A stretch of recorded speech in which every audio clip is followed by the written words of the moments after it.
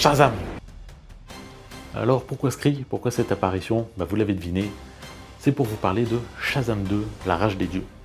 Et pourquoi il est important d'en parler? Parce que le film a totalement bidé à sa sortie, au point que son avant-première au Grand Rex s'est déroulée devant à peu près 4 personnes, et que le film a finalement eu assez peu de promos, il est sorti un peu à l'arrache, alors pour plusieurs raisons, Une des raisons c'est le reboot de l'univers DC, qui fait qu'on va finalement même plus peut-être voir le personnage, donc quel intérêt de le sortir? L'intérêt c'est que le film a coûté cher, donc on va essayer de récupérer un peu d'argent, et le film se fait tout simplement descendre depuis sa sortie. Et ça pour quelle raison? C'est difficile à dire, si ce n'est que c'est peut-être des attentes qui sont pas comblées. Parce qu'au final, on va rappeler un peu ce que c'est Shazam dans l'univers d'ici.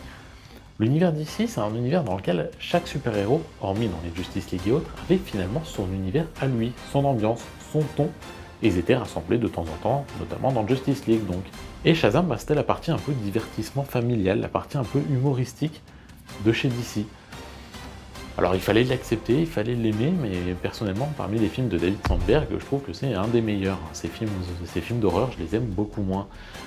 Shazam, je trouvais que dans son côté léger, il fonctionnait très bien.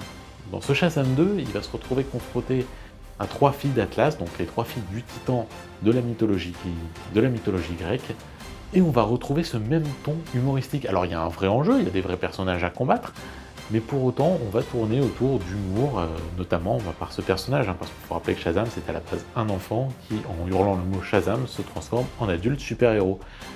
Donc forcément il y a un côté très immature, mais pour autant, je trouve que le film fonctionne plutôt bien, c'est un divertissement plus qu'honorable, avec des vrais moments d'action, des vraies scènes vraiment prenantes.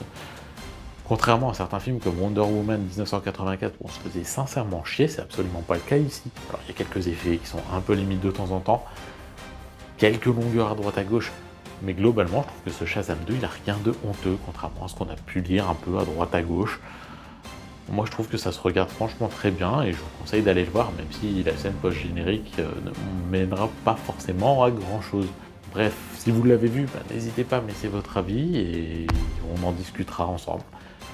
En attendant, moi je vous souhaite une bonne journée et je vais repartir sauver le monde. Shazam! S'attaquer à toi.